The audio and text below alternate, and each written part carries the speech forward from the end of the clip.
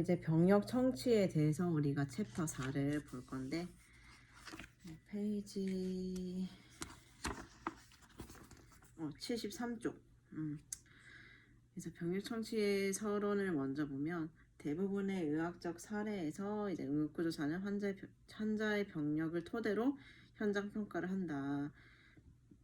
그래서 세 번째 밑으로 내려가면 줄을 환자 주호소에 대한 적절한 병력, 최근의 질병, 과거에 의미 있는 내과 병력을 얻는 것은 신체 검진만큼이나 중요하다. 신체 검진의 방향을 정하게 될 것이고 환자의 문제에 대한 실마리를 밝혀낼 것이다. 그래서 그 다음 단락의 두 번째 줄을 보면 효과적으로 면담을 시행하기 위해서는 응급구조사는 가장 짧은 시간 내에 환자의 신뢰를 얻어내야만 한다. 그러기 위해서는 정확하게 질문을 해야 하고 환자의 대답을 주의 깊게 들어야 하며 그에 따라 응답을 해야 한다. 그래서 이제 그 다음 단락에 넘어가게 되면 그 다음 장을 넘어가게 되면 기본 정보가 있어. 그래서 우리가 그 내용 요약에 보면 환자 병력의 요소에 뭐가 있냐 보면 사전 자료, 그리고 주호소, 현재 병력, 과거 병력, 현재 건강 상태, 계통별 조사에 대해서 나와 있어. 그래서 이제 기본 정보를 보면 이제 신체 검진의 날짜와 시간 적는 거고, 이제 뭐 환자의 나이, 그 다음에 성별, 그리고 이제 환자에 관한 정보를 제공한 사람은 누구인지 이런 것들이 들어가게 된다. 그래서 이제 주호소를 보게 되면 이제 병력은 환자의 주호소와 관련된 개방형 질문으로 시작을 해야 한다. 그래서 그 세 번째 단락에 주호소는 1차 문제와는 다르다. 주호소는 이제 환자 혹은 주위의 사람이 알아차린 징후나 증상인 반면 1차 문제는 이제 주호소의 주된 의학적 원인이기 때문이다. 그치, 주호소는 내가 느낀 그대로를 말하기 때문에 1차 문제랑은 엄연히 다른 거야. 그래서 그 76쪽에 이제 현재 병력을 보게 되면 이제 주호소가 결정이 되었으면 이제 환자의 주호소를 더 자세하게 이제 조사를 해야 한다. 그래서 주호소를 조사하는 데 쓰이는 실용적인 모양이 이제 OPQRST, ASPN인데 이제 발병 상황, 유발 완화 요인, 통증의 질, 부위 방사, 통증의 강도, 시간, 관련 증상, 그리고 적절한 음성 소견 여기까지가 이제 OPQRST, ASPN이야. 그래서 이 발병 상황을 먼저 보게 되면 이제 문제가 갑자기 발생했는지 또는 점진적으로 발생했는지, 그래서 증상이 시작이 되었을 때 환자는 무엇을 하고 있었는지, 뭐 이제 유발 완화 요인은 이제 어떤 게 이제 증상을 유발시켰는지 또는 무엇이 증상을 완화시켰는지 이러한 거고, 통증의 질은 이제 그 환자가 통증이나 불편함을 어떻게 인지하고 있는지, 그리고 부위 방사는 이제 그 증상이 어느 부위에 있는지 또는 이제 통증이 어떤 다른 곳으로 이제 이동했는지 이러한 거고, 이제 통증의 강도는 이제 그 환자가 느끼는 이제 불편함이 세기를 말하는데, 간혹 그 의사 선생님들이 환자에게 그 환자가 배가 아프다고 하면 그 고통이 1에서 10까지로 했을 때 몇 점 정도 되는가라고 간혹 물어보는 경우가 있어. 통증에 관해서 물을 때. 그리고 이제 시간이라 하면 이제 언제 증상이 시작이 되었는지, 고 이제 그 밖에 관련 증상, 그리고 적절한 음성 소견이 있어. 이렇게 해서 이제 그 현재 병력은 OPQRST, ASPN으로 하는 거고, 과거 병력이 있는데 이제 과거 병력은 환자의 주호소와 응급구조사의 현장 진단에 의미 있는 통찰력을 제공할 것이다. 그래서 이제 이러한 것들은 현재 문제를 정확하게 평가하는 데 도움을 줄 전반적이거나 특별한 단서를 밝혀줄 것이다.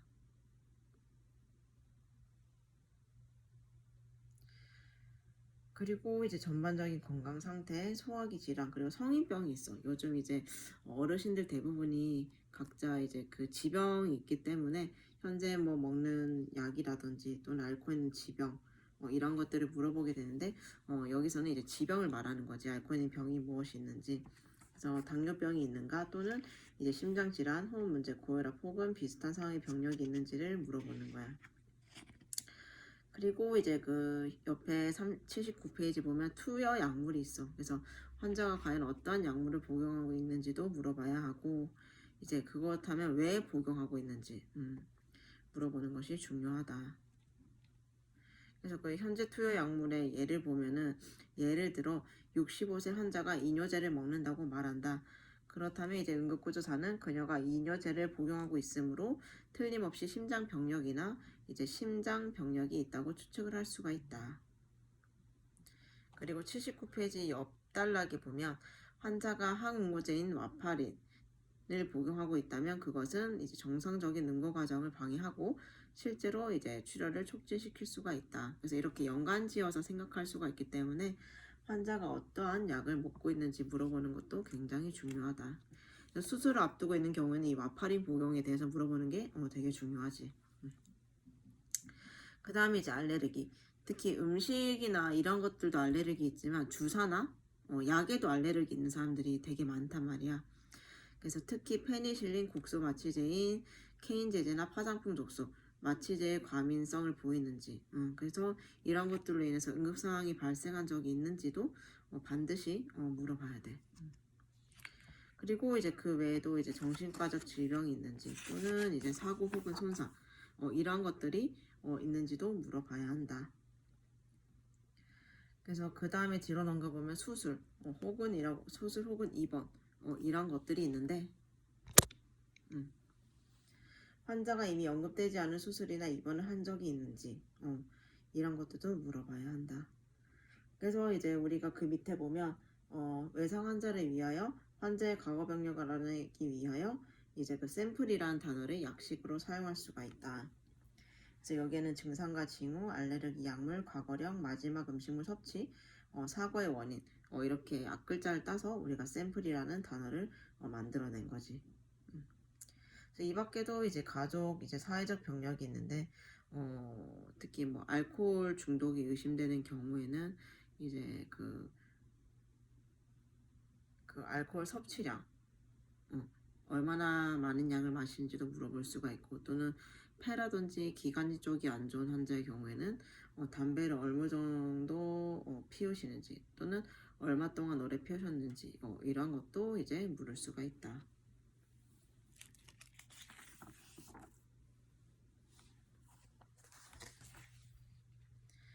그리고 또 중요한 게 83쪽에 있는 계통별 조사야. 계통별 조사 그 설명을 보면 계통별 조사는 환자가 미리 언급하지 않았던 문제들을 확인하기 위해 고안된 일련의 질문들이다. 그것은 기본적인 병력을 수집하는 동안 질문된 것들보다 더 구체적인 질문 형태의 체계적인 목록이다. 환자의 주호소 상태 그리고 임상적인 상황은 만약 계통별 조사를 실시한다면 응급구조사가 얼마나 많은 부분을 조사할지를 결정한다. 그래서 우리가 여기서도 쓸 수 있는 약어가 있어. 중간에 보이지? HEENT. 그래서 환자가 두통을 호소한다면 이제 HENT가 각 앞글자를 따온 거야. 머리, 눈, 귀, 코, 그리고 목구멍, 신경계통, 말초혈관계통, 그리고 정신계통을 조사해야 할 것이다.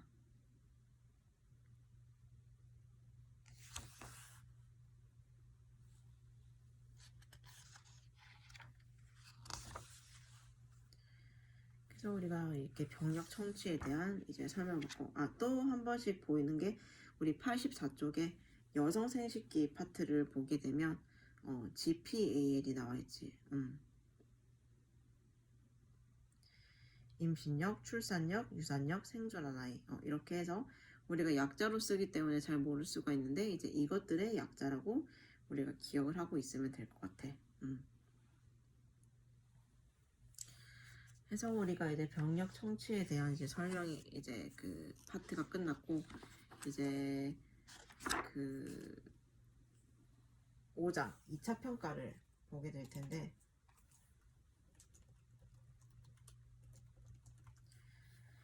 그리고 신체 검진 기술이 있어. 그래서 우리가 5장 95쪽을 보면은 아니다 94쪽에 서론을 먼저 보게 되면 2차 평가의 목적은 환자의 1차 문제를 포함하여 응급구조사가 의심하는 요인을 찾기 위한 집중 신체 검사를 수행하기 위함이다.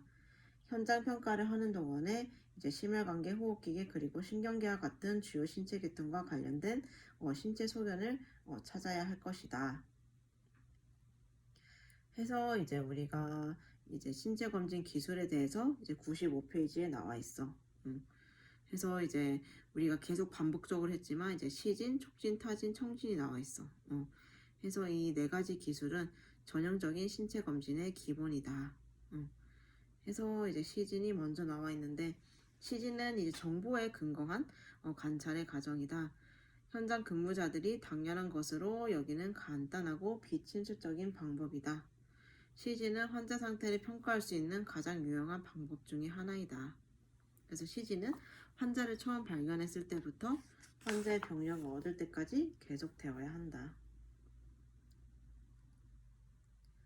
그래서 우리가 96쪽에 넘어가게 되면은 이제 그 중간 시작되는 단락에 보면 일정한 양식에 따라 신체 검진을 하는 동안 의식적으로 신체 부위를 각각 평가하고 변색, 이상운동, 변형을 관찰해야 한다. 그리고 이제 촉진을 보게 되면 촉진은 보통 환자를 평가할 때 시진 다음 단계이며 어떤 경우에는 시진과 동시에 이루어질 수 있다. 촉진은 자료를 수집하기 위해 응급구조사의 촉각을 이용하는 것이다. 그래서 우리가 손과 손가락을 이용해서 이제 촉진을 하게 되는데, 그 97쪽의 첫 번째 줄에 보면 응급구조사는 종양, 누름 통증, 붓기, 연축, 경직, 통증, 비빈 소리를 파악할 수 있어야 한다. 촉진이 능숙하다면 방광팩만, 간, 비대, 각종 면으로 박동하고 있는 배대동맥 또는 태아의 위치 등을 알 수가 있다. 그래서 응급구조사의 손과 손가락은 촉진하기에 아주 좋은 도구이다. 그러므로 림프절 혹은 갈비뼈 골절을 촉진하는 데 이용할 수가 있다.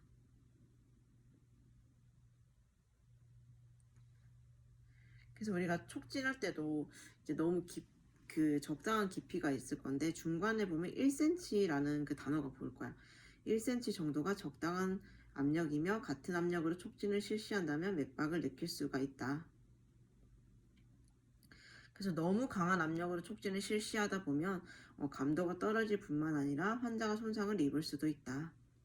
그래서 배에 있는 내장기관의 문제를 평가하기 위해서는 깊은 촉진을 실시해야 한다. 그래서 촉진을 실시하고 있는 손가락에 다른 손의 손가락을 올려 압력을 증가시키는데 4cm 정도로 깊이로 조심스럽게 압력을 가해야 한다. 그리고 이제 그 다음 그 타진이 있는데, 타진은 이제 어떤 물체로 다른 물체를 두드려서 음파를 만드는 것이다.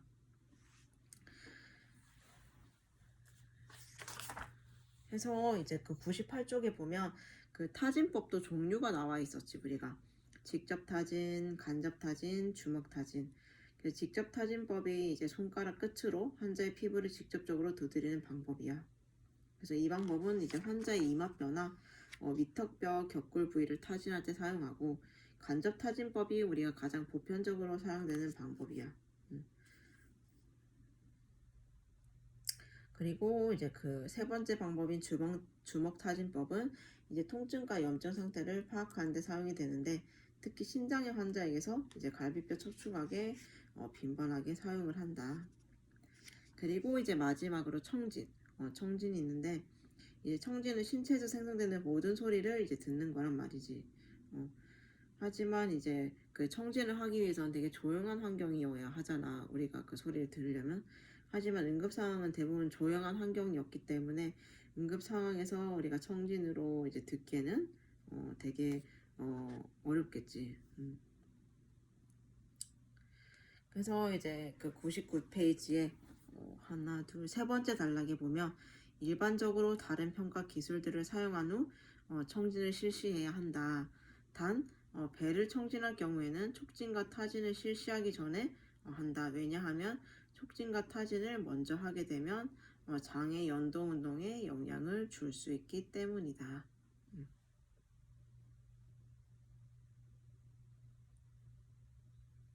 그래서 우리가 신체 검진 기술인 네 가지에 대해서 했다. 그리고 그 다음에 이제 전반적인 조사가 나와 있어. 전반적인 조사는 말 그대로 환자의 전반적인 상태를 조사하는 거지.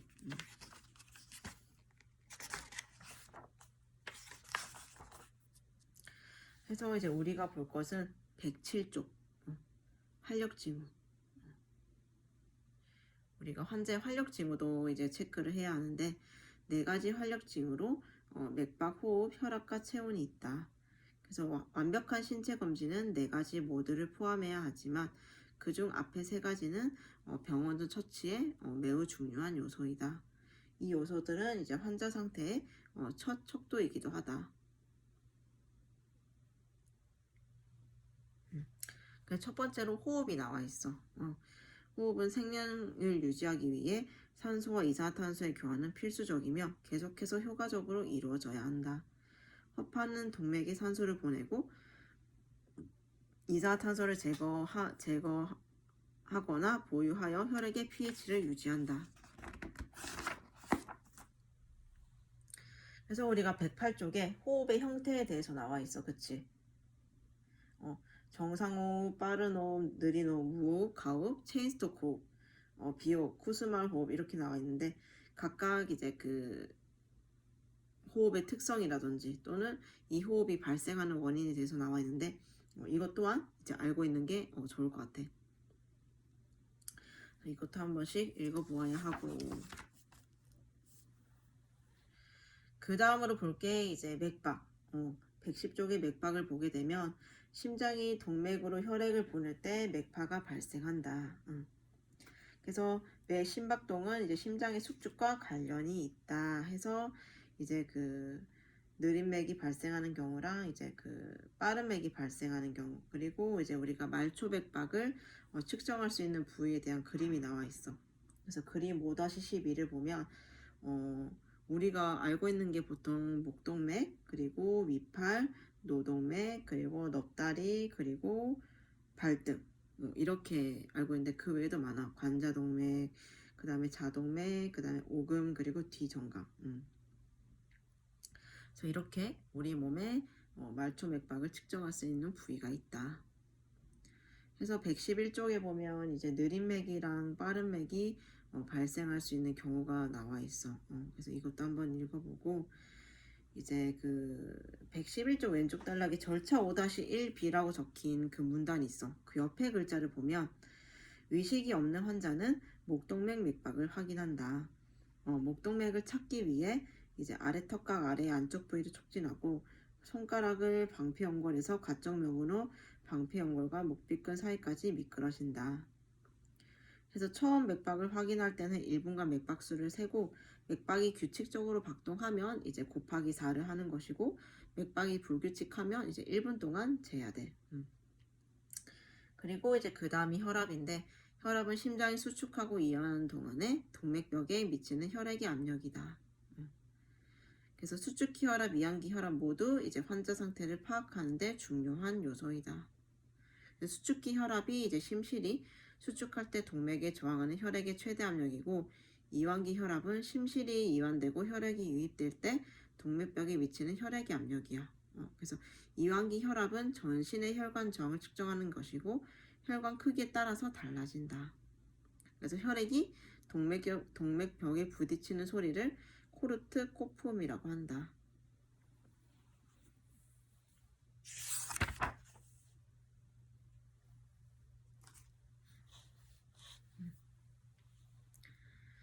그래서 우리가 113쪽에는 우리가 혈압을 재는 방법이 나와 있고 정상 혈압에 대한 이제 그 내용들이 나와 있어. 그리고 이제 115쪽에 가면 체온이 나와 있는데 인체는 적어도 37도의 체온을 유지하기 위해 많은 노력을 한다. 체온은 피부와 호흡기기를 통한 열 생산과 연소질 사이의 균형을 반영한다. 체온에 어떤 변화가 있다면 신체 내적 요인이나 혹은 환경적 요인에 의해 심각한 문제가 있다는 것을 의미할 수도 있다. 그래서 우리가 그 고체온도 되게 위험하지만 저체온도 엄청 위험한 거야, 그치? 그래서 이제 그 책의 고체온을 보면 고체온은 극한 환경, 감염, 약물 혹은 대사 과정으로 인해 발생한다. 보통의 체온 감소 기전은 심부 체온을 일정하게 유지하기 위해 작용하는 기전이다. 그래서 그 다음 단락에 보면 그 다음 단락 5번째 줄 체온이 상승할 때 특히 뇌의 대사 과정이 위협을 받는다. 체온이 38도 이상 증가하면 대사작용은 현저히 증가한다.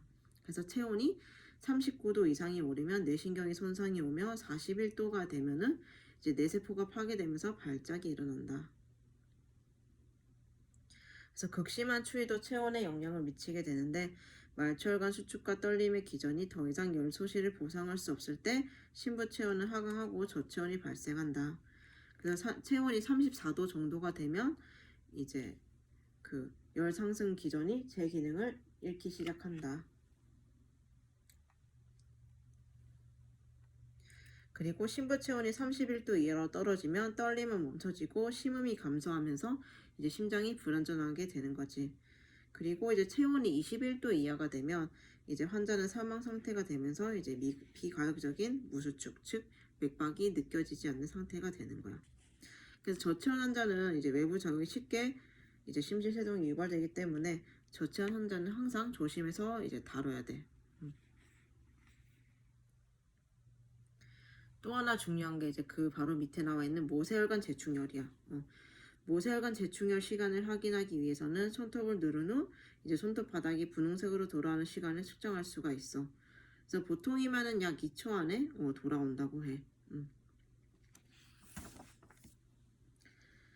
그리고 이제 그 다음으로 가게 되면 이제 피부에 대한 것도 나와 있고 그 119쪽, 뭐 120쪽, 121쪽에 보면 이제 피부 병변에 대해서도 다양하게 나와 있어. 그래서 이것도 한 번씩 보는 게 좋고 그 다음에 또 우리가 보아야 할 것은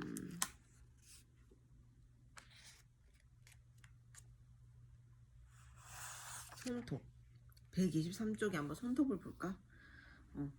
우리가 손톱과 발톱은 손가락과 발가락의 가장 끝부분에 있으며 보호가 주 기능이야. 그래서 아주 유연하지만 강하고 긁고 핥히고 후벼팔 수 있는 예리한 테두리를 제공한다. 그래서 이제 그 124쪽에 비정상 손톱이 있어, 그치?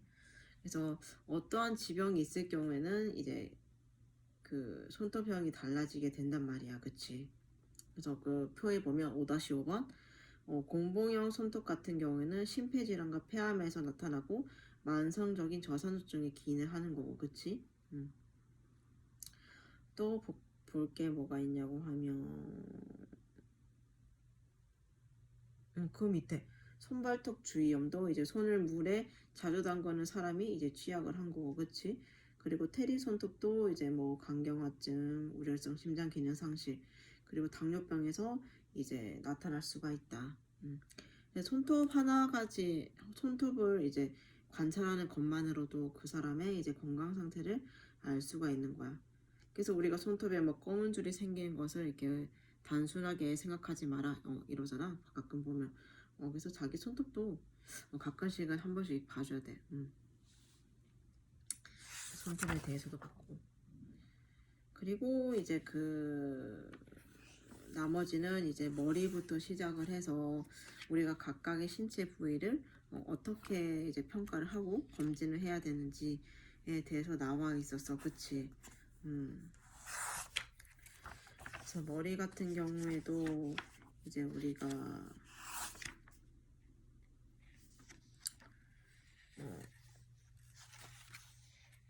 머리뼈가 들어간 부위가 있는지 만져보기도 했고 특히 라쿠나이즈라고 해서 우리가 골절을 암시하는 그런 소견이 있는지도 봐야 한다고 했고 눈 같은 경우에도 우리가 눈 같은 경우에도 이제 평가하는 방법에 대해서 나와 있었지. 그래서 이제 귀부터 시작해서 이제 입을 통해서 이제 가슴, 배 이렇게 각각 신체를 평가하는 데 있어서 중요한 것들에 대해서 나와 있었어.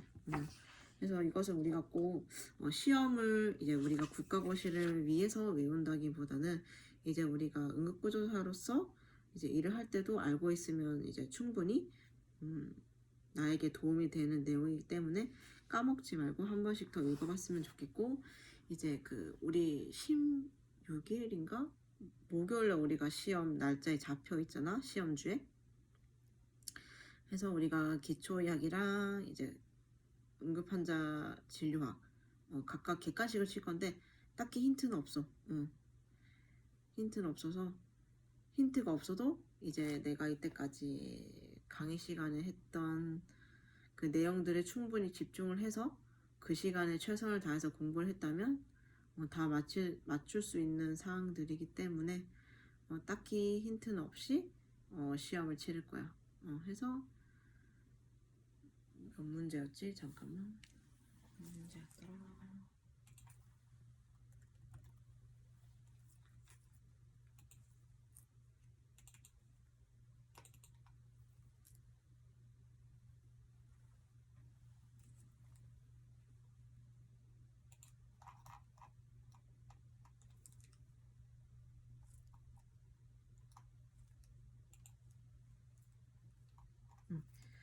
진료학이 25문제 그리고 기초약이 40문제야. 해서 딱히 힌트는 없이 시험을 치르도록 할게.